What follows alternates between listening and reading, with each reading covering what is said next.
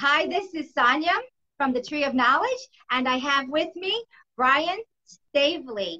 And I'm very excited to talk to him about Mandela effects and how it works in this reality, this simulated reality. Do you have anything to say? Oh, awesome. Yeah.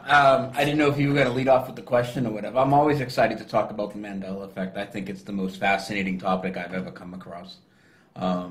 And it's a lot different than a lot of other things. So, like, a lot of things on my journey have been, like, digging through lies and deceptions and reality, conspiracies and things like that. And I feel that this is something that's completely different, a complete step away from that, actually, although people try and kind of box it into the same thing. But I also find it interesting because a lot of people that came through some of these similar roads that I did, they can't seem to grasp the concept of this. And I find that very strange because the Mandela effect, it's actually about trusting yourself and trusting your senses. That's where it starts. But then upon further investigation, you realize, oh, it's not just me. It's not just a small group of people, quote unquote, misremembering things. In fact, it's the large majority of the population in the world. And not only that, there's a few things I always say is everybody is Mandela affected. Literally everybody. Sure, there's a lot of people that don't know what that means. They aren't aware of it. There's people that no matter what you present, they'll outright deny it. But the fact of the matter is the Mandela effect is just a term given to really talk about what this reality is. It's a crappy term, and it gives people the wrong idea. What we're really talking about is a fluid reality. Just things that change in this reality retroactively all the way back to its origin point. So, like, for people that aren't familiar with what a Mandela effect is, if we say something is Mandela effect, like a popular one people will know would be, and it gets much deeper than these pop culture ones, and that's what a lot of people are misled on as well. But we'll stop there. One of the more popular ones is the Monopoly Man. Everybody picture what the Monopoly Man looks like in your head. Okay, I want you to think about the image of the Monopoly Man. Now, did you think of the Monopoly Man wearing a monocle? I already know, not just a small percentage, I already know that damn near everybody that watches this video on your channel is going to say, yeah, I know he had a monocle. Well, now he's never had a monocle. Now, this isn't about, Parker Brothers or whoever the distributor of that game is now. It's not about they reissued the game, they took the old ones off the shelf, the new ones doesn't have a monocle, and the company's lying to you, and everybody's running a psyop on you. Because that's what people think. It's got to be a psyop. Well, if it was a psyop, you could pull your Monopoly off your shelf and say, hey, look, he has a monocle on mine, they just changed it. But when you go and pull it off your shelf, you'll come to find that there is no monocle on the Monopoly Man. Yes, absolutely. This is where I'm going to jump in. I don't know if you know much about my channel, but I look into things deeply. Everybody was born with different things unlocked inside of their avatar. And when I was born, they came in and locked me down because I was unlocked to begin with, which is unusual, to say the least. So basically, I've been re-unlocking certain things, and remote viewing is, think about a circle. You always see the snake eating its own tail, turned over on itself, and at that intersecting point in the figure 8 of infinity, which is a closed sigil you cannot get out of, you are experiencing that point in this simulation.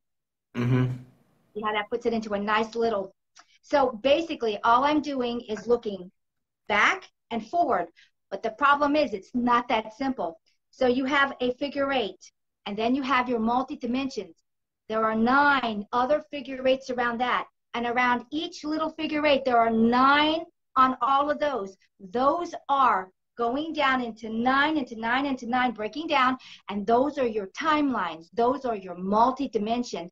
Those are what we're experiencing and what we're transferring into, in and out of, all day long. When you dream, all you're doing is having your thought projection put into one of those multiple figure 8s, because an eternal being does not require sleep. But you have to go somewhere. You have to do something. You'd go mad if your body was shut down and you're still in there. So basically what I'm seeing is when this entire thing started, this simulation, it is a mockery, a makeup, a cheap copy of a place outside of here. Outside of here, we were going to an ascension, and dark beings couldn't make that ascension because of the frequency that they held. If the frequency isn't high enough and you go into another whole reality frequency and you don't carry that frequency, you'll shatter the hell apart like dust. So in order to protect those beings from being even more shattered, they put them into a simulation. They designed it where it was a spiral. That's the true natural AI spiral versus the Fibonacci, which is the flower of life, artificial. And so we got two things going in here. One is an encased system where you cannot get out of it. And the other one is to get you up and out through each frequency. There are like little densities, baby steps to get the dark ones up and out, except that this whole place has been corrupted. And with the corruption, why other beings have come in to try to get them out. Now, how does the Mandela effect work in this reality? What if you were going to wake up a bunch of energy beings that were so locked down and you needed to do something radical? Because you know what energy beings like to do? They like to do what's easy. They like to do what's comfortable. And so they want to keep the status quo. The status quo is in the Fibonacci flower of life, because it gives you your four walls. It eats upon itself to build itself because it's in a limited space, where the spiral is open-ended and you can go up or down, but you're going to go and it's not going to stop. It's going to be free-flowing, where this is stagnation. Because we've been in stagnation for so long, and an incarnation system was put into this flower of life, we keep getting wiped and reset back. We keep going to the light. We keep going back to the Fibonacci, the AI, I call it the AI Red Queen, the Michael. You know, Alice in Wonderland, the Red Queen? This is what happens when Alice in Wonderland is run by the Red Queen. We end up in this reality, a dead end. So basically, all of these things started ramping up. We've had Mandela effects that go back hundreds, thousands of years. I think it's always been going on. But not to the degree that it is today. Every single day, new Mandela effects. Wake up, wake up, wake up, wake up. Where are you at? What are you in? What is your reality? And it's only going to ramp up as time goes by. And so also in this system, I see that we're having this split.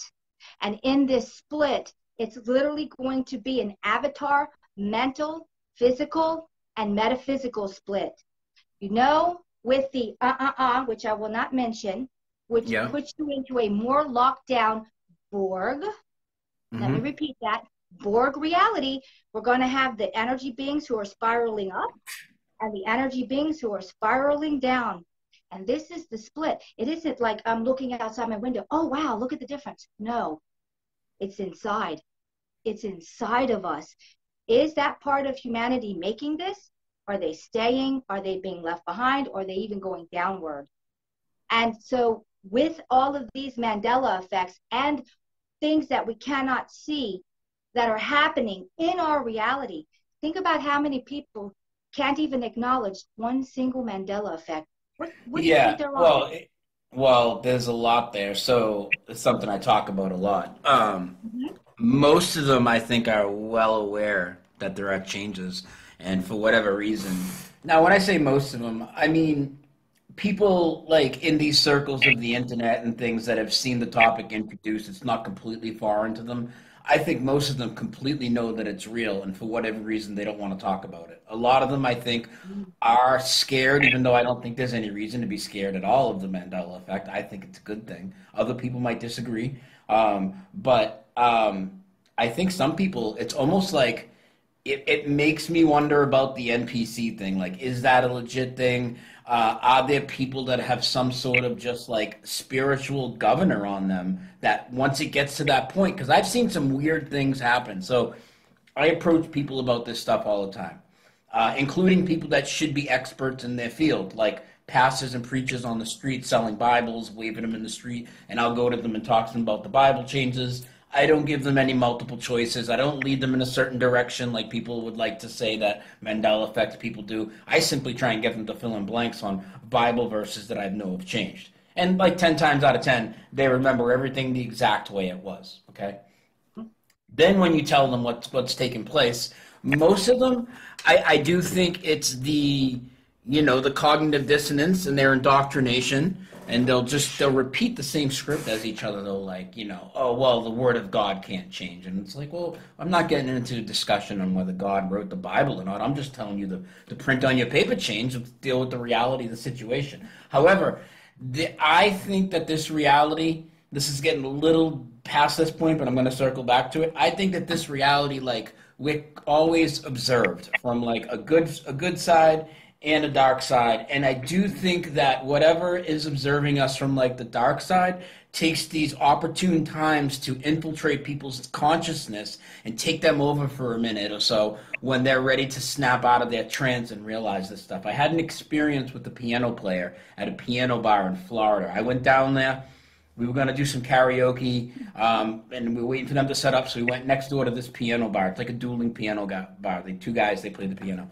Anyways, after about 5 minutes, I'm like, what can I do? This is kind of boring. All right, I'm going to try and get this guy to play some Mandela Affected songs and see what happens. And what went down with this guy was crazy. First, I tried to get them to play the Mr. Rogers theme song because it's a very obvious Mandela Effect. They refused to play it. It was really weird. They kept kicking the can down the road. But eventually I got him to sing a song that has a huge change in it that I think has a spiritual message, which is the Jewel song, Who Will Save Your Soul. Now it says, Who Will Save Your Souls throughout almost the whole song. But while this guy was singing it and belting it out, he started looking at me and he's singing it the old way. But every time I saw him look at the screen, he would see the chorus. He would sing it the new way because he's looking at it. You could tell he was getting confused. Then he turns to me and looks and he says, you're not going to get any salvation in this church. And I'm just like, whoa. It was like this guy was possessed. So I think that there is a lot of that going down. I think that the Mandela Effect, and again, I don't even like the term, but I think it's like a training ground to wherever we're going next, a spiritual training ground. I've talked about this a lot, and I don't know, what exactly this place is or what the next place we're going to is, but I think that the next place we're going to is going to be a lot more spiritual and supernatural in nature, and we have to reach a certain point to be able to get to that. And I don't know if we reach it in one lifetime. Maybe, let's say I'm 70% of the way there to be able to handle that, but then my body perishes here. Well, my energy goes on, right? I'm thinking I probably come back until I earn that extra 15% and then go ahead and get on out of here. Well, when I look into it right now, in the last 7 years, we've been going through a body ascension. So I started looking into stuff and realized that because of where we are in this point, in this reality, back in 2012, life as we know it ended. Nobody realizes that, but the red skies came in and it ended. We had a holding time where from 2012 to 2017, we remember, we lived those things. You have very high AI. You have very high technologies. I can implant anything into your mind. And then we were reset into this new quadrant. So basically, there's 4 quadrants, and we were set here. And the reason most of the people here are NPCs is because they never left quadrant 3. They could not make the leap. And it all had to do with frequency. This is why so many things, have you noticed since 2012, the Mandela effects have been off the chart, and they're only getting worse every day. So when you're looking around and you're like, hey, you're my family member, and I don't remember you being this way. These avatars can hold memory, but only a true energy being can be tapped into the ether of who they really are. So all of a sudden you're like, I don't even know who you are anymore. Damn, when did you change? And it's not just your family, it's your friends, your neighbors, because they never made it. So if this simulation were to only house the real energy beings, we'd be pretty damn lonely in here. There'd be one and probably 5,000. Do you remember a long time ago in the Bible when it said, in order to get into heaven, It'll be like a camel passing through the needle. So the Okay, needle I'm was not that actually familiar with a that place. verse, but I see what you Yeah, mean. the needle was actually a real place. And what it meant that is when you would go to this town, which was called the Needle, that they had so many checks and balances before you could get in. You probably weren't going to get in. So everyone has taken it for it's the eye of a needle, but really it was a place. So when this entire thing happened, and almost no one's aware of it, I have small recollections of it, and I've started talking to people that have memories that don't match their reality. And it's like, but I know this is the way it was, but Hmm. where did that fit into my reality? And start remembering those red skies, the kachina, the blue and the red, why the Hopi Indian had this whole thing on the kachinas, because it's already happened. But in our reality, where we are now and where we're sitting, we don't remember that. That didn't happen Hmm. for us. We have our own set of memories that was given to us. But yet, we're in a new playing field. My God, land masses have changed, people have changed, whole concepts and ideas have changed. What does it take to wake up these people? I mean, there it is, on your Yeah. way up and out. It's crazy, crazy. So with the remote viewing, what happens if you remote view? Let's say, for instance, and I'll just explain this quick one for people in case they don't know and aren't familiar for your channel. A huge Mandela effect for me is King Tut. Okay, I don't know if you're familiar with this, but I am. um, okay, so if I would ask people to picture and visualize King Tut, I want them to visualize what his mask looks like, what identifying features would be on it. And instantly in my head, what of course would pop up and would be, well, he has a snake in the center of his forehead. And now he Oh, no longer just has a snake, he has a snake and a vulture, and it's like not symmetrical. So that's a huge change for me. Now, what would happen if you like remote viewed, the King Tut mask? Would you see it in its past form, in its current form? Are there ways you could see it both? Like, how does that tie into the okay. Mandela effect? So when you remote view, you remember when I was telling you about the figure eights, and then there's Mhm. all around nine, and then on each one of those there's nine, and on each one of those little ones there's nine, nine, nine, nine, nine. These are possible realities. When we first came into this entire schematic, we were shattered. So where we are, you can call it Gaia, you can call it the earth, you can call whatever you want to call it. It was shattered and we were shattered with it. So in that, there is a part of us that is dwelling and living in every one of those figure eights. And what's happening is we're starting to collect our shards and we're having memories being put into us that do not correlate in our reality. And the reason we're having so many Mandela effects is because we're literally gathering ourselves back together again to be a whole unit again. You know, this whole thing about, oh, I'm going to find my Mr. Right or Mrs. Right, or I'm going to get my, what do they call those crazy things? Twin flames and all this crap. Mhm. No, that's bullshit. The reality is we're collecting ourselves, and the only one that's going to fill us up are the pieces that are missing within inside of us. And as time goes on, we're going to need people less and less because we'll be filling ourselves up. But along with that comes memories. And then the reality is not matching those memories. And it's like, oh my freaking God. It's like we're in the twilight zone. Boom. So I'm a little confused. So like when there's a Mandela effect, like the King Tut one we were just talking about, do you think that the king, because now it has the snake and the bird and not just the snake, so the snake version of the King Tut, it's part of our memories because it's part of a different fractured reality? Because my question with that Yep. would be like, well, then why is all the residue for all these changes here in this reality that we're experiencing now, as well as the memories of all the people that I ask on these changes? Okay. That's one of So the issues I have with like different timelines. And I'm not saying there can't be different timelines. I'm not disagreeing with that. I just don't see that as the cause for like why we're seeing the changes, because it seems that everything is here except the original items that have changed. yes. Well, when I look into it, when I first started remote viewing and a lot of stuff started coming to me in dreams. And it's like, whoa, first off, the first thing I saw was that we are on a huge cosmic egg. We are one tiny little bitty snow globe. I call it a snow globe, but it's a Dyson sphere Hmm. on top of this on the very top of this huge cosmic egg. So the whole cosmic egg is just an energy being, but it's in a different stature or form because we've been so squashed down over time. We're like 0 point energy. We are the true 0 point energy. Now, if you want this energy to be strong and perpetual, you're going to get it small, get it small, get it smaller. The smaller you get it, the stronger it becomes. So at one point in this reality, we were quite large. I mean, very large, mountain large, even bigger than mountains, okay? So when we were Dyson sphered into this reality here on this huge cosmic egg, and we were made extremely small,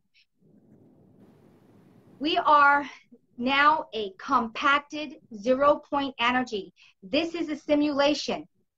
The part of the simulation, which is Michael, the Red Queen, uses us as a power packed batteries, if you like, and does not want to wink out because without us, it doesn't exist. It doesn't have perpetual energy. Whereas we, as eternal beings, are perpetual. We're part of source. We're fractal of source. We are like an energizer battery that just keeps renewing itself. Whereas this reality has to work off something. It's not like that. It's not a part of source creation. And so it's using us. And in the process of using us, because we're in this simulation, being projected into this, other than the dark ones who were put here because they had nowhere to go, we are very manipulated. And I mean on every realm, on top of being shattered. And when I look at the shattering, because the physical world is such a small spectrum of this reality, and everything else is so much bigger, we are now in the process of going into 4D, which is a mental construct. So when let me explain this real quick. When I look at how this schematic was actually designed, 1D is a mental construct, and it's extremely dark because that's where they had to get started off. 2D and 3D are physical constructs. 4D is another mental construct, and it's a bridge to get you to 5D and 6D. 1D was a bridge to get you to 2D and 3D. The problem is that they're kind of negative. 2D is the worst. The 1D was the worst. And now that we're bridging over using 4D mental construct into 5D, there is a huge, in 3D, we have 1 through 12 densities. Now, halfway through the bridging of 4D, which is a mental construct, bridges you to 5D. You are in the bridge, or you wouldn't know what you know. Your neighbor is still in the first part of 3D. They know nothing. They don't want to know anything. They're not making this. Yeah. So how do you think we got here? How do you think we got here? If you think we're in a simulation that's to basically use our energy and stuff and we came from somewhere else, from source that created us. Yes. How did we get here? Did we get tricked here? Did we make mistakes in a past life? Did we volunteer to come here? How did we end up here? Okay, so in the very beginning, because I went way back to the beginning, how it all started, because I had like a billion questions. So I saw in the very beginning, there was only source, static freaking logic. It does not move. It's static. And then the next thing it thought, because it's just a thought field, that's all it is. It thought, what else? And out of it came the feminine, the aspect, the emotion, the mover, the creator. Who is that? That's us. All of us that came out of source is the feminine, the creator, the emotion, the mover. And from there, we went into like this black abyss void.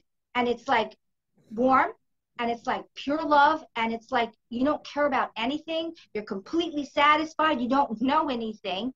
I mean, you're just like experiencing whatever you're experiencing, and it's not much.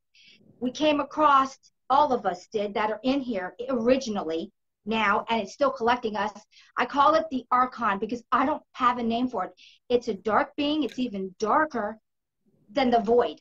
So basically, I recall what happened to me. I can't say for anyone else. I went up to the thing, this Archon. It kind of looks humanoid, but it's all shadowy. Doesn't look like a person. It just got arms and legs and a head and torso. That's about it.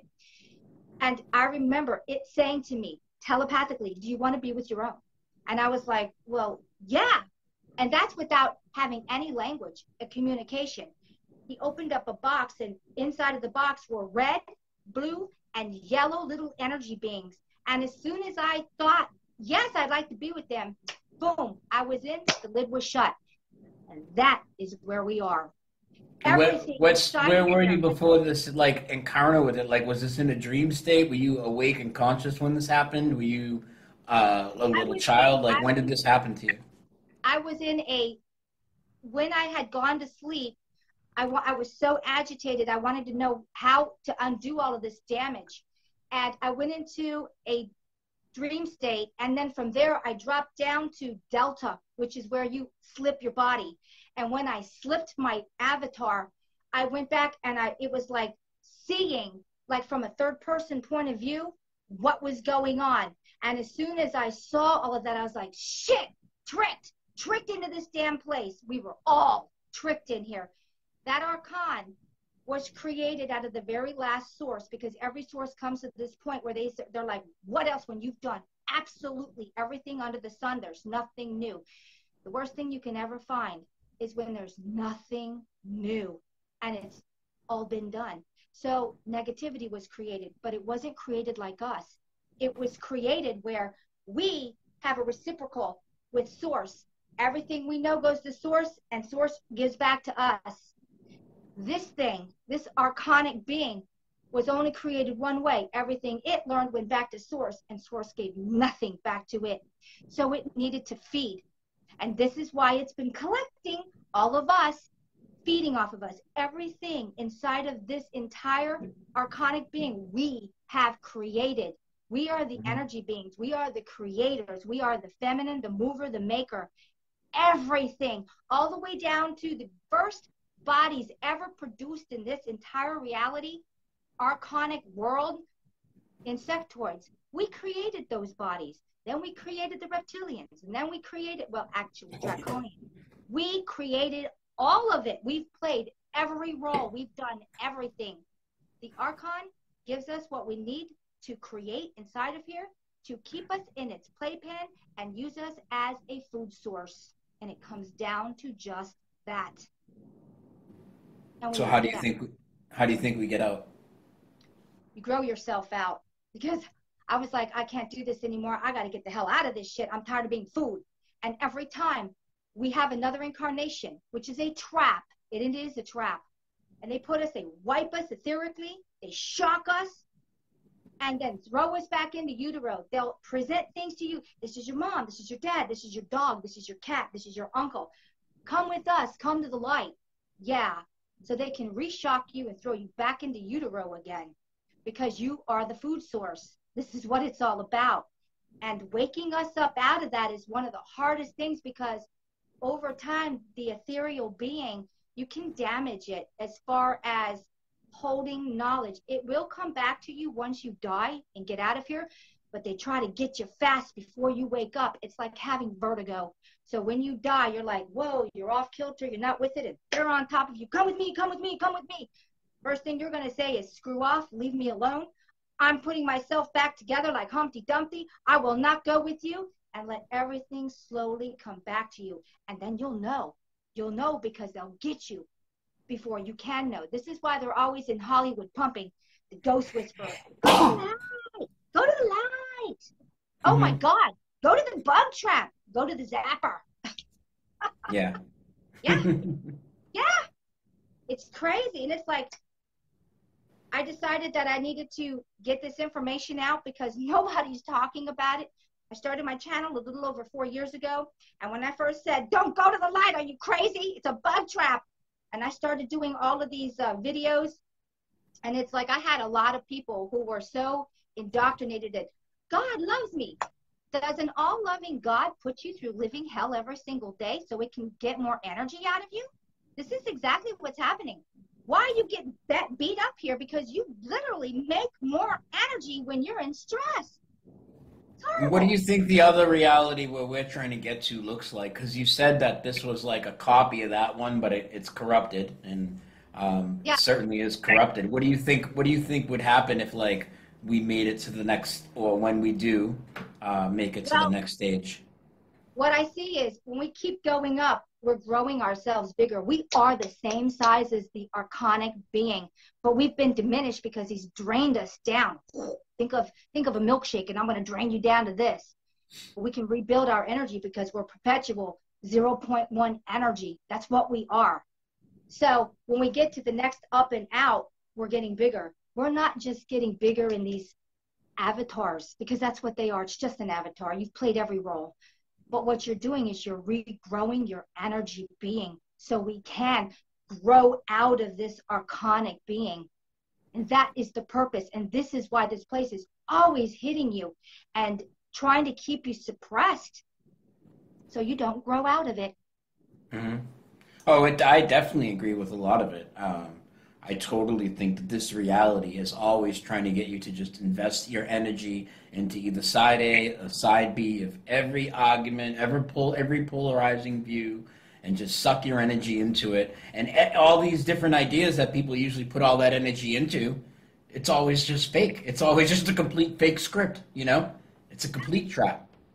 There's an old saying that says, the gods don't want you lukewarm, they'll spit you out.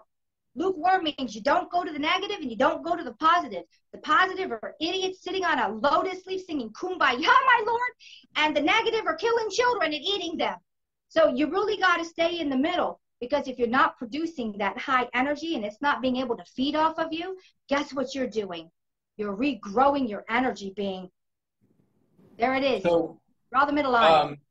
obviously later, after you put this on your channel, I'll put it up on mine and stuff. And a lot of people have heard of remote viewing, but don't really have a clear definition of what that is, or like the process that you go through to do a remote view or anything. Could you maybe give us a little crash course on that real quick and define that? Every single person has the ability to remote view. Don't think you don't, because you do.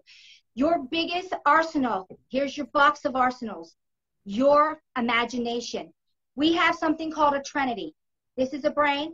Your heart is the biggest brain, and your gut is a brain. You know, the gut feeling? You're going to pull all three of these together, get them to work in unison, because they have been severed by our society purposefully. Because if I can disconnect your trinity, you don't function. This is all along with the, okay, everybody loves their chakras, but they are a lockdown change system. You're supposed to be working as a full unit being, not chakras, because they're governors put on top of you. Every one of those chakras is connected to a part of your brain. And the reason the chakra system was put on you was to shut down individual parts of your brain. Once those chakras start to fall off, and they will, all of a sudden your brain starts working and it's connected to your heart and your gut. And at that point, what can't you do? This is what's happening in this ascension. For the first 7 years, the insides of us are changing. Our pineal and pituitary gland are twice the size. Our throat has changed. Our heart is almost in the middle. Our appendix is now functioning for the first time. Our gallbladder is refunctioning. Our spleen has ground. These are all detoxing systems because of what has happened to us in this 7-year ascension. And then the next 7 year, we'll get it something, because your body only takes 7 years, because it's a biological machine, to replace itself. Every organ, your skin, everything gets replaced every 7 years within that time frame. This is why it's going to take 7 years and 7 years and 7 years and 7 years and 7 years until we have an entirely new avatar. This is going to take a few generations. It's not going to happen overnight. We were taken down to a most miserable level when we first came into this simulation, and everything was shut down. Chakras were slapped on, and we had our brains divided when we had one unified brain, and it did not have the reptilian part of our brain as our species. That was put in later as a lockdown system, along with your adrenals, to keep you in fight and flight and fear. So those adrenals will be going.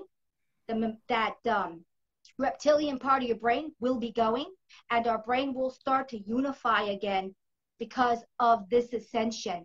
This is what humanity is actually looking at. And this is why no one's talking about this, because it is top freaking secret. I need to keep your ass in fear. I need to pretend that we're doing all of these things. Some of it is real. The wars is a big one. The financial is a huge one. I need to take away your stability and security. I'm going to make everything inflated, and where you going to take a bucket load of money to get a candy bar, because this all puts you into a state of fear. Because if you're in a state of fear, you know what's going to happen?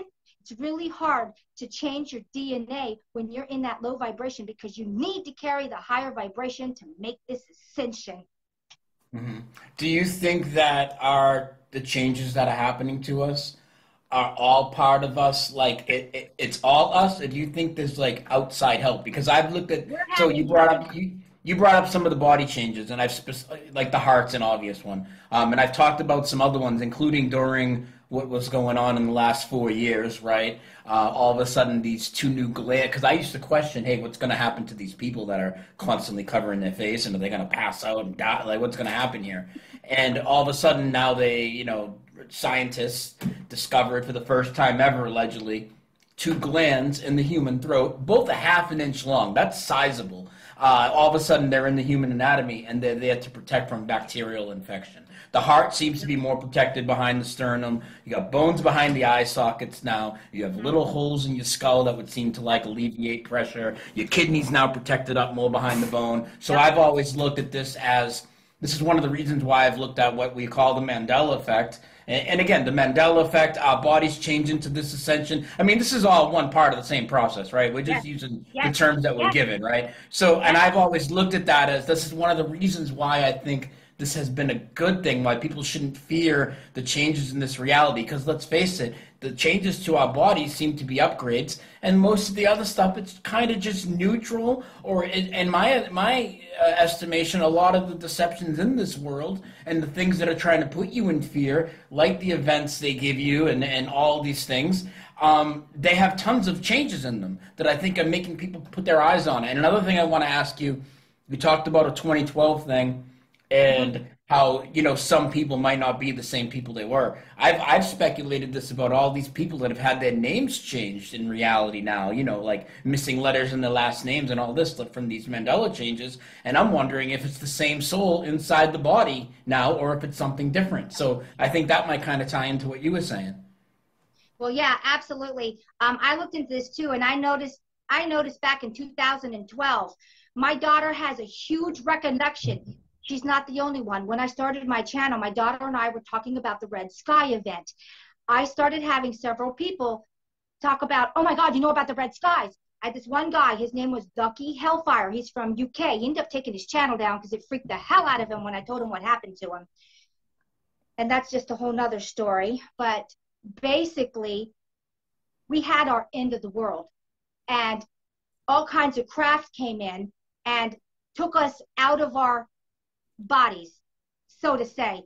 I remember I was remodeling my house because I bought a really old house, and my husband and I were steadily remodeling it over years. You know how that is. And I went to Home Depot, and Home Depot was right next to a big road, 22, which is going on Post, which is Aberdeen Proving Ground, which is one of the biggest proving grounds in America. They do the biological BS under the ground all the time. They're the ones doing the Zika virus, the West Nile virus, and all that, because, basically the mosquito is just a flying syringe. But anyway, so all of a sudden, everything went dark for me. And I started hearing, because 95 is not that far with me. 95, where I lived in Aberdeen, Maryland, is 6 lanes one direction, 6 lanes another direction, less than a mile away from the Home Depot. I started hearing all this crashing, cars crashing, tractor trailers crunching and crashing. And I heard people screaming. Everything was pitch black. Next thing I know, I felt a hand on my shoulder, and I heard a man's voice in my head, not out here, but in my head, because there was screaming going on. I was in the part of Home Depot where the plants were. My husband had gone over to the plumbing section, so we were separated when all of this happened. And I felt myself being pulled out of my body. When I was pulled out of my body, it was still me. I felt as solid as this, even though I was pulled out of my body. And I'm looking around. The skies are blood red. I see death and crap all around me. There's car crashes. People are dying. They're being pulled out of their bodies too. And then I just, boom, nothing. And then I just woke up. 2017, I woke up and it's like, I have memories of the time before. And it's like, no, it's not right. I just woke up. It's like, where the hell am I? What's going on? This is not right. And the first thing I saw when I woke up, I went outside with my cup of coffee into my yard. I looked up and I was like, what the fuck is that? Huge black thing above us. It's like half in and half out, but I can see it. And it's like a huge world above us, but it's black. And it's like, oh my God. And then I realized the sky had changed. We used to have one unified sky, and now we have two. We have all these low clouds, and then we have this whole nother sky up here. And it's like, what the hell happened to my reality? What's going on? Mm-hmm. It's not right. Everything was different. It just, in that single moment of waking up, getting my coffee, didn't feel right. Something was wrong. The clouds are lower. The sun's white. Polaris is doing circles in the sky. Yes. Yes. And it's like something's wrong. Something's happened. And then Wendy, she got up because she was living with me still. She goes, Mom. And she came outside and she just kind of was like freaking out. And I'm like, what is it? Because my daughter's like 32 now, going to be 33. And I said, what is it? She goes, Mom, the red skies. What happened? I couldn't find you. And it's like, what are you talking about? The red skies. And so we started talking. She said she woke up. Her father and I had gone to Home Depot. She woke up. She was in the house with the animals. When she woke up, she said she looked at the window and the skies were bright freaking red. She said nobody was around. The neighbors were all missing. There were huge craft in the sky. She walked outside. She's like, what the hell is going on? She was screaming for me and her father, Randy. And she's like, I couldn't find you. I was freaking out. I didn't know what to do. She said, 2 alien-looking beings walked through the door. They looked humanoid, but they were not human, obviously, and told her that everything was going to be okay and to come with them. And she said, no, I'm not leaving my animals. And they're like, that's okay. We got this. We're going to get your animals. You're going to be safe. We'll reunite you. And she's like, I don't believe or trust you. And then they're like, well, the ship's up there. You can stay here or you can go with us. And she said she finally went to the ship. She said it was far to walk. Nothing was working. No electricity was running. The people were gone. She said there was a couple of people, and there was like 5 or 6 people. That's it in all of Aberdeen, with thousands and thousands of people with a huge military installation less than a mile down the road, because it covers all of Aberdeen and all of Edgewood. It's huge. Most of it's under the ground. So basically, she walked out, went into the ship, and they're all like, what did they try to do something to us? And she said she walked in the ship and there was no one in the ship. It was just open, like in a bay area, and nobody came out. And she said they were debating if they should protect themselves. Should they get a gun? Should they do something? And then the next thing she says is she doesn't remember anything but waking up on a table. And she said she woke up on a table and there were these beings. They were bald. They had big, huge blue eyes. They all kind of look cute and similar. She said they look cute. They weren't that, they were thin, real thin. And she sat up on the table and they looked at her, came over, and she was talking to them here. And they let her stay awake for about 10 minutes. And then she said they laid her down and then she just woke up in the house. There it is. What do you make of all that? That is wild. Let me ask you another question. So there's a lot of people I know that talk about near-death experiences, and they think they started seeing the changes in this reality after their near-death experience. Now, I don't remember having a near-death experience myself. I first started noticing changes in this reality around 2001, even though I didn't know what to make of it until later on. You know, years later, I heard what Mandela Effect is, and I kind of looked back at this type of thing. But it always made sense to me that some people could certainly be, and this is me looking at it from a little bit different perspective of what we're talking about, but if reality is more supernatural and spiritual in nature, I could see where somebody had their foot halfway out the door. Well, now they're kind of awoken to these things and they can start to see these things that have always been going on. Yeah. That kind of made sense to me. But from what you were telling me, do you think that the people that I know in the community, many of them that had near-death experiences, some of them very vivid, and now they're highly Mandela affected, for lack of a better term, do you think that they went and seen the Archon and were tricked to come back here, and that's what started their process. Yes. Yes, absolutely. I do know that there are a lot of energy beings in here, but because this is a simulated reality, there's a lot of beings around us that are literally NPCs. But here's the thing, even the NPCs have sentience. Not all of them, depending on the caliber of the NPC. So basically, the ones that just come and go, like you can leave a room and they disappear, no sentience there. But the ones that are put into your reality, what's the best way for an NPC, which is an AI program running, what's the best way for it to learn? Be put with real energy beings, absorb and learn everything. Mm-hmm. So yeah. Interesting. Mm-hmm. Yeah. And I don't know. I've been talking to a lot of people. I mentioned Ducky Hellfire. I would like to tell you his story because this is what got me to start looking deeper and going down new avenues. I can only do so much and think of so much. This is another reason I started a channel.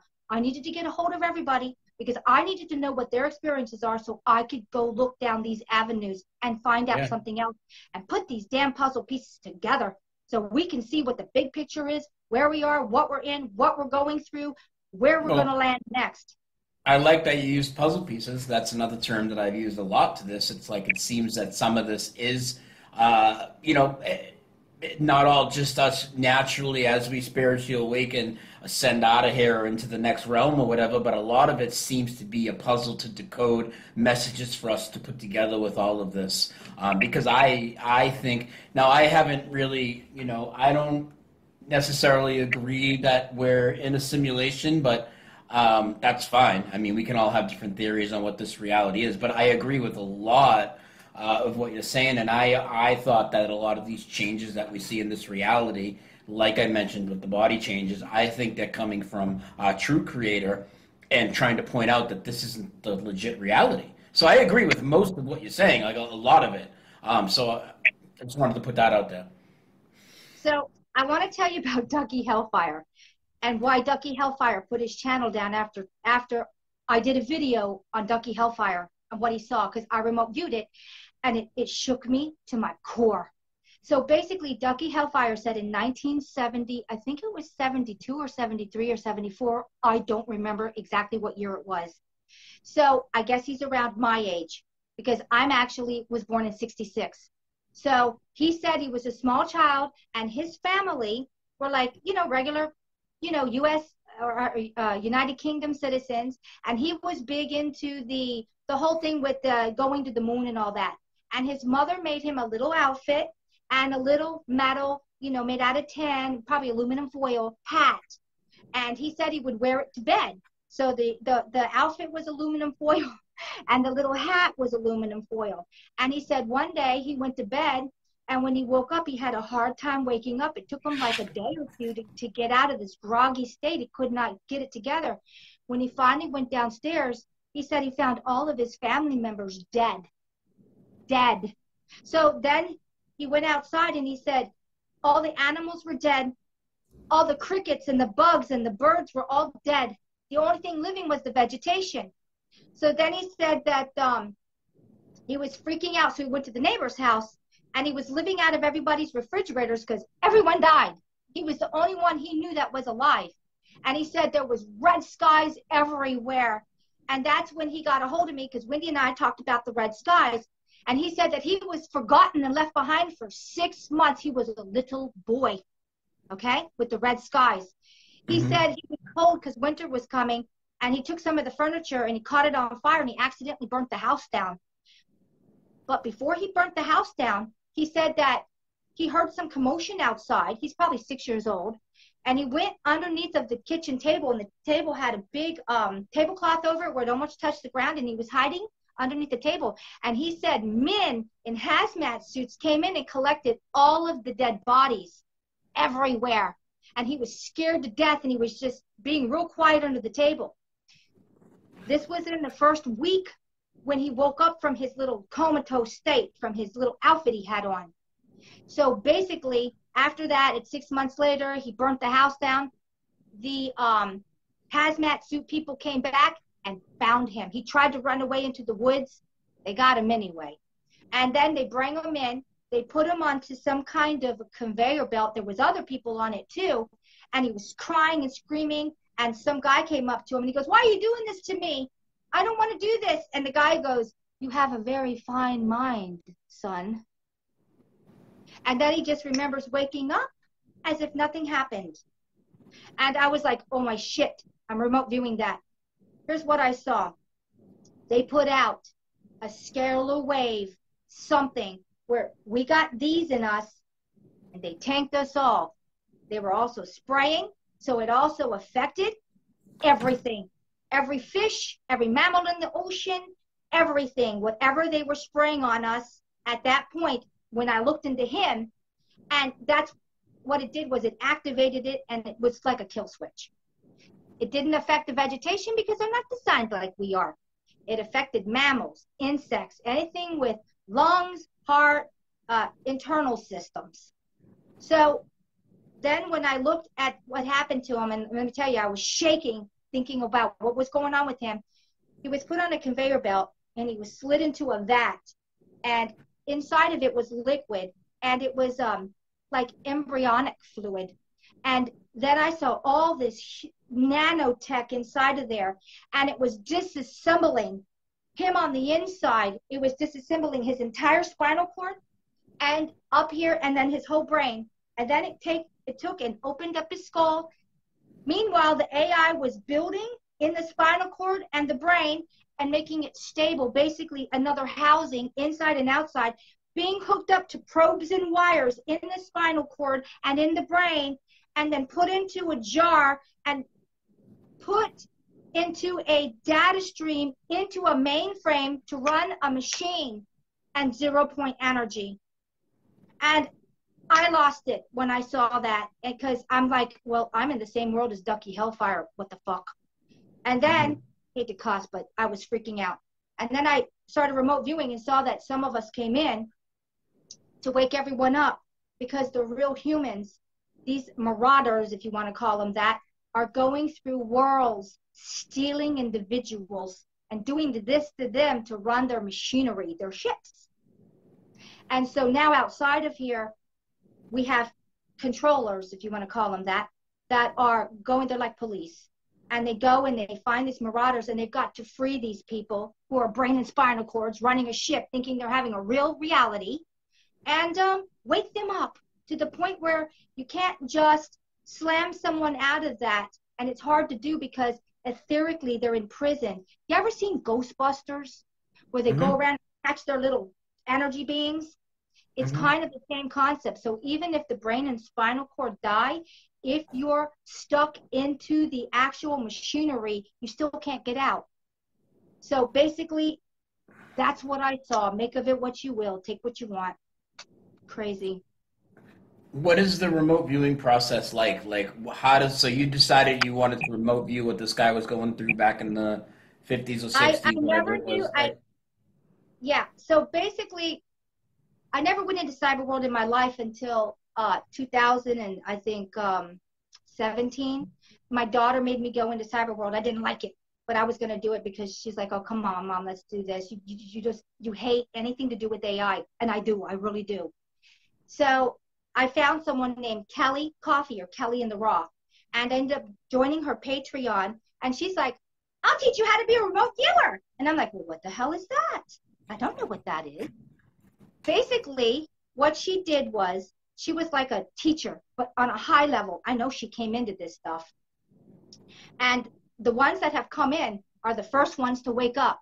If you're awake now, it's because you came in. You're not one of those brain and spinals. We are the wave to wake up the ones that are the brain and spinals, basically. So we're the forerunner. There's no teachers in front of us. We are the teachers. So what you do is, you have to connect your mind, your heart, and your gut. And you have to basically use your imagination, because it's the key to unlock your remote viewing. It's going to take practice. It's not easy. It took me a while to learn how to actually do this. It does not always work. You can block yourself. And that's for fear. If you have any fear, you're blocked. You can't do it. So you got to put the fear down, for one thing. If you have any fear in your heart, you're not going to do jack shit. No, you're not. So basically, you're going to use your imagination. You're going to close your eyes. The best thing is do it with some human being, somebody. Get a table, set up some objects. You can call them on the phone. There's no such thing as time or space because of what you're in. So you need to set up things where you can hit them. So maybe somebody will have a table set up, put some stuff on it. You're just going to close your eyes. You're going to imagine what's on that table. You can hit a color. When you first do it, you might not hit anything because this is a new part of your brain you have never used before. And like with anything, it's going to take practice. Every one of us have these abilities and more, but we've got to learn how to use them. So you're going to imagine what's on the table. You're going to start hitting it. Next thing you know, you're going to be like, I want to know what you're thinking. And you might start picking up thoughts that's a part of it also. It's a part of different parts of your brain that are shut down. We use 7% or less of our brain capacity, okay? Which is connected to our heart and our gut. It is a trinity. So next thing you know, maybe you're thinking of somebody and they call you. All these little things are signs to let you know you're on track. You're going to start opening these set abilities. And they are that. It's like riding a bike. How could you ride a bike if you didn't even know there was a such thing as a bike to ride? Yeah, it's like the synchronicities we get, I feel, are letting us know we're on the right track. And I also seen at times that I've taken information downloads for things I know I haven't even looked into. So I'm like wondering where that comes, you know? That is a part of you connecting to the ether. We are literally supposed to be a conduit, which means that from the earth to the ether, we're a conduit. Just think of a tree. You know how they're like, no tree huggers allowed here, because a tree is a natural conduit. And it's depending on the tree, it holds multiple dimensions. You can tell the dimensions that a tree holds by the leaf shape and size.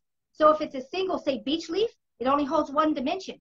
If it's a multiple leaf, it holds that many dimensions. This is why the Sasquatch, the Bigfoot, the Yeti, whatever you want to call them, they bite into a tree depending on what it is, and they can skip into different dimensions, and they're just gone for you. Trees are dimensional. Depending on the leaf, will tell you what dimension it's in. There is so much stuff we are idiots about. We know nothing. We're less than babies of our knowledge. There are so many beings out around us that we simply can't see because our light spectrum is so small. Horrible. Yeah. Yeah, I've for a long time I felt we have many abilities that, you know, we just been dumbed down out of, made to forget, you know, for sure. Absolutely. So yeah, I mean, there is not a single subject that all of us could not find out about. Intention is the most important thing. Imagination with intention. You must, in this reality, in this 3D, 4D, because it is a concept right now, we're going into 5D, but not unless you get the hell out of 3D are you going anywhere. And the main thing is intention backed up with action. You need both of them. You need all of them. You need intention, and then you need to act upon it. Use your skill set of imagination and intuition. Listen to your gut, listen to your heart, and listen to your brain. Just because it's your brain, it shouldn't be the only thing you run by. You need to add your entire trinity to work as a full functioning unit. I agree big time. In fact, I've done a few videos. One was even titled Intuition Over Intelligence. I'll take my intuition over anything at this point. I just kind of know things for certain reasons, and I just go with that, you know? Absolutely. So, yeah, I know this is huge topics. So yeah, everybody needs to start remote viewing. Just go into your head, see what you can see. I don't care if it's in the next house. I don't care if it's in the next country, because in the end, there's no such thing as time or space. That is all a linear time concept, and it doesn't really hold in our reality. And Mandela effects prove it. Think about Liberty Island and Ellis Island. Yeah, the Mandela Effect clearly, two of the things that I always talk about, it clearly proves that what we've been given for the construct of time and the fabric of reality are completely out the window. I mean, completely. That's why it boggles my mind that people think they should just ignore this and it's some stupid memory game. It's like, no, we're talking about the fabric of physical matter is not only changing instantaneously, which would be amazing, but it's changing retroactively, showing you that there is no time. Everything is the here and now. That's right. All you have is the now, and you're only going to experience the now. It doesn't matter where it is in that figure eight. It is only your now. There's no tomorrow. There's no past. Yeah. There's only the now, because this place is only creating the now, whatever now you're experiencing. The big thing about the Mandela Effect, I remember when I first saw in 2017, the moon. You know how it used to wax and wane, left to right, right to left? Yeah. And now it's upside down with a big smiley Cheshire cat face. It's like, what the hell? And that's interesting, too, because a lot of these changes tie together. So the moon has what they're calling the Cheshire cat smile, and another Mandela Effect is the Cheshire cat from Alice in Wonderland, who no longer says we're all mad here. He now says most everyone's mad here. So what's that message? It means that, hey, we're not the crazy ones. We're not the mad ones here. We're not all mad here. That's my take on that. Absolutely. I always say this was Alice in Wonderland. I mean, when you go back and you look at all the old antiquitech of what our reality was, free energy, people had time to do what they really wanted to do. There was no such thing as a work ethic. All this stuff was implied and imposed upon us. I mean, oh my gosh, we were Alice in Wonderland. And like I said in the very beginning, the Red Queen has taken over this reality, and that's AI. That's Michael. And this is what you get when she took over. Mm-hmm. This is why we're having our resets. We're in our 5th reset now. Oh my gosh. And we keep getting reset because every time AI takes over the avatar, we are in for another reset.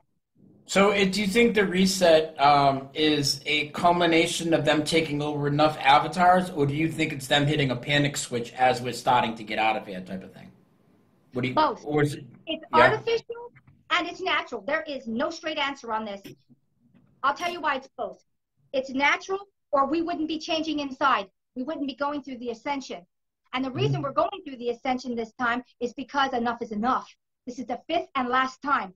Now, it's artificial because, look, they've got sun simulators up there pretending that we have the sun. Only in the morning and the evening do we have real suns, and they're 2 different suns. One's real tiny and one's real huge in the evening. And they're coming from different quadrants only because they're coming close to this quadrant. Because everything we think we know Jack. So in the day, we have all these artificial sun simulators hiding the black sun. And the reason the black sun is in this quadrant is because that was supposed to level us up. We are in the true dark ages right now. And the dark ages meaning it's just dark out. The black sun would be giving off different kind of energies, which would mean that it would take your light spectrum and make it this big. Because so do you think the black sun is up there right now, but they're just chemtrailing the hell out of it to block our view of it and then throwing all this other shit up there? Yes. If we didn't have all these sun simulators, we'd be getting directly hit with the energies off the black sun, and we'd be leveling up like there was no tomorrow because of the energies coming off of there, because each light frequency gives you different things for the avatar, for the DNA to level up. This, I can prove that we've been in the dark ages before. Have you ever heard of the pike plant? No, what's that? P-I-K-E. It's a looking like flower. It's all white, and they're everywhere now because they're blooming, and they are not photo. Look up the pike plant. It's a remnant from the last dark age, where because anything that's in the dark turns white, so we don't have to have sunlight, they get a different source. They're cold fusion, basically. The pike plant, the Indian pike plant. Do you see it? Can you look it up? Oh, you want me to look it up now? Yeah, I can do that. Indian pike plant. It's a remnant from the last dark age.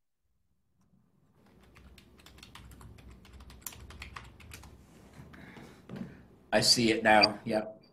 Okay. Anytime you see something white, it's because there is no photosynthesis going on from a yellow sun. Mm-hmm. And the reason we have a white sun is because that isn't really suns. That's sun simulators. They're white. And why they burn. You remember about, I don't know how many years ago, when all of a sudden everything started burning? Cows, dogs, trees, vegetation. That's when they first put the sun simulators up, and they needed to teach them, tweak them. I know a lot of people who burning the hell out of everything. I know a lot of people whose skin has reacted different. Now, I still leave open the couple. So I've done shows specifically about this.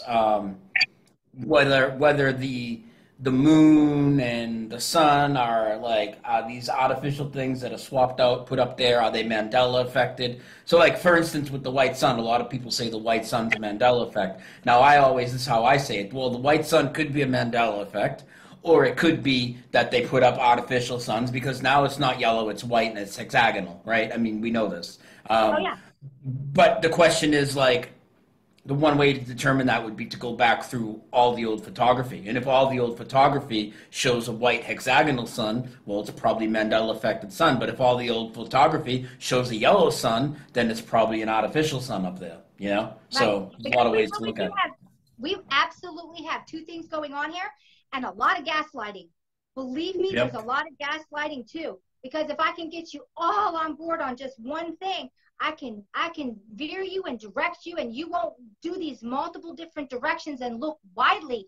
I'll streamline you and control your thought.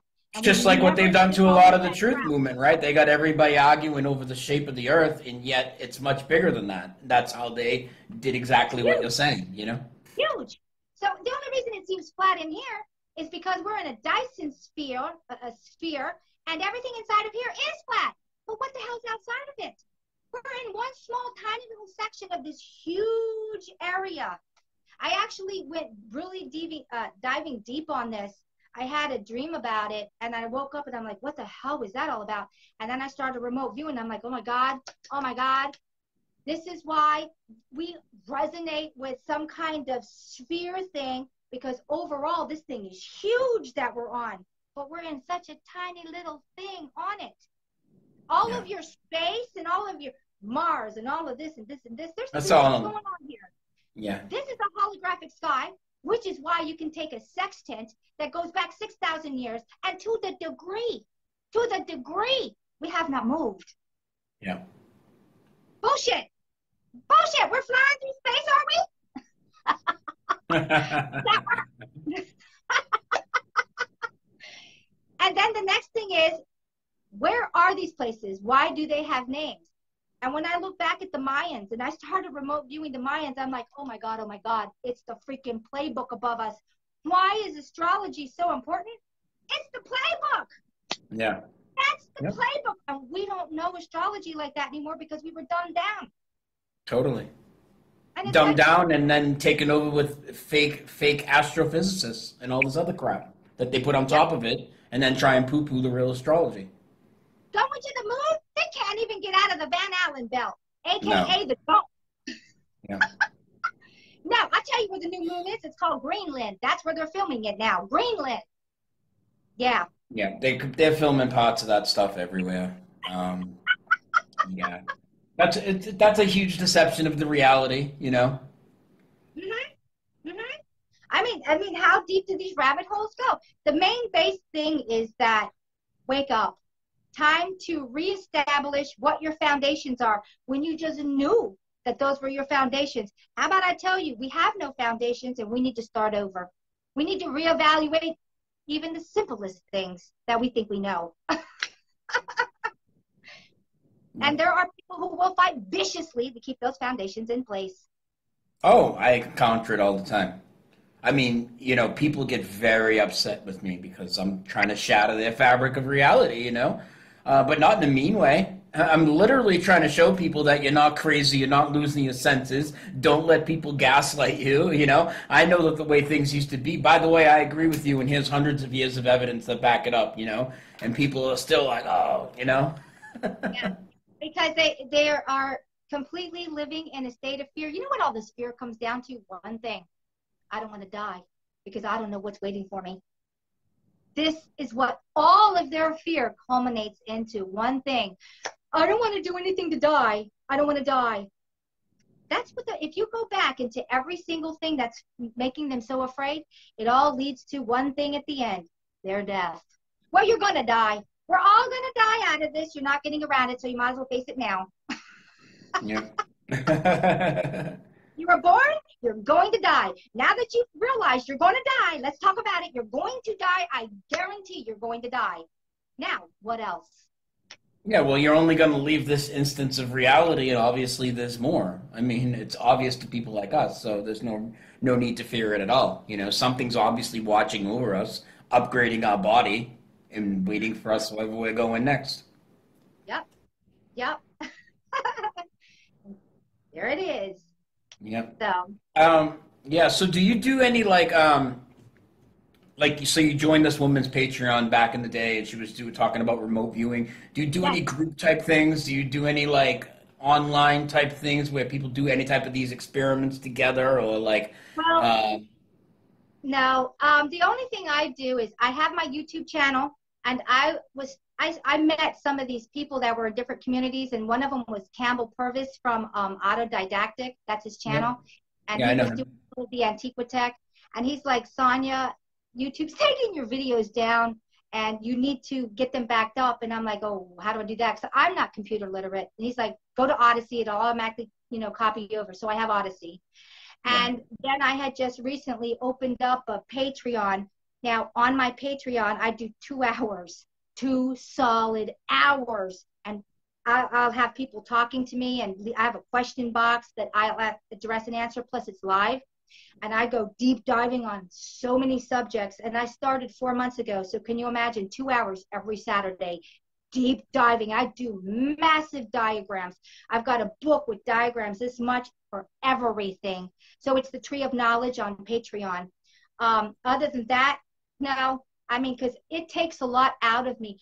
Every single person, when you start doing this, it's like learning how to ride a bike. You're going to be exhausted when you first do it. It's just like getting yeah, on a bike. I mean, it exhausts your entire being, not just your head. It exhausts all of you because it takes all of you to do this.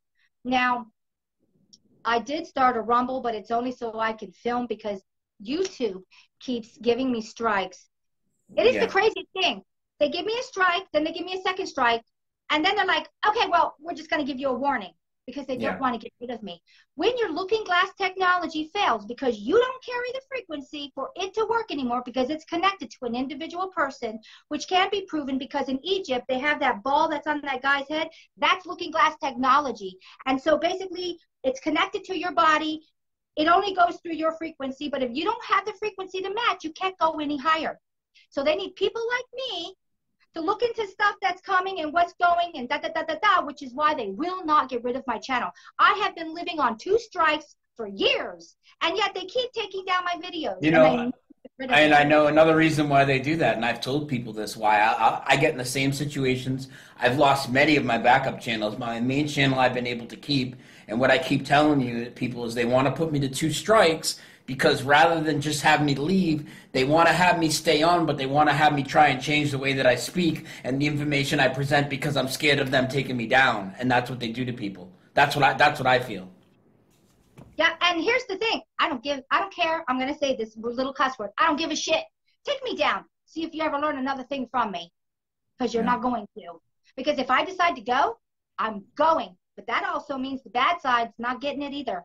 Period. Yeah, they use us as gauges to judge things. That's why I've often said, like, so for instance, the fakery on the International Space Station or whatever, right? Like, it's some of that stuff is just so blatantly obvious, but people think that they're mistakes, and I'm like, those aren't mistakes. They're not just gonna let all this get past production and everything. Like, those are put there in purpose, and the reason they do that, like, I could show a normie out here, astronauts on harnesses. It's not going to matter to them. They're just going to go right over their head. But what happens if people like on these circles see it? Well, we talk about it. Then they kind of tailor made to see where to push their lies and deceptions next based on the people who are paying attention, what they're talking to. And obviously, especially when you think we're in an AI reality, you know that they're running algorithm after algorithm monitoring us, surveillance and all of this. So Oh, they're hell yeah. getting all that information off us to try and keep their thing going in the direction that they need to. Because Joe Schmo out there, he's going to believe in the 19 hijackers and the ISS and all of it anyways, no matter what you Oh, tell yeah. him. Absolutely. Absolutely. I mean, I've seen so much stuff coming in. I don't have TV, but I do have my phone and I have a tablet. That's all I have. I don't live in cyber world because I don't really like cyber world, but I will do cyber world just to get this information out. And I tell you, some of the stuff I've seen and heard, it's like, come on, people. It's the same playbook over and over and over. Wake up. Yeah. Absolutely. Just crazy. Well, yeah, this has been a really good conversation. I'm hoping maybe we can touch base in a couple months, not touch base before then, but do another follow up, in a couple Yeah, months or something after people on both sides get to hear our conversation and maybe they'll have some questions for you or some questions for me. That'd be cool. Maybe we'll do the next one live on my channel. We can have a live chat and interact with them a little bit if you're down with that. I'm down with that. Yes. That that'd, Sounds good that'd be to me. great. Yeah, that'd be Yep. great. I really like a lot of your ideas. Really interesting. Make me think about some things too. Okay. There's so much stuff I haven't even talked about because it's too much. The field is broad and wide and there's just too much. So we only have a small segment. I'm just kind of nutshelling stuff, but if you want to have another talk and chat, I love talking to people just like you. And I'll tell you why, Brian, because I love the fact that at least you'll think about it. Just think about it. I always say this to everyone: take what resonates with you, put the rest on the shelf, go visit it in a year or two and see how you feel after what you've learned.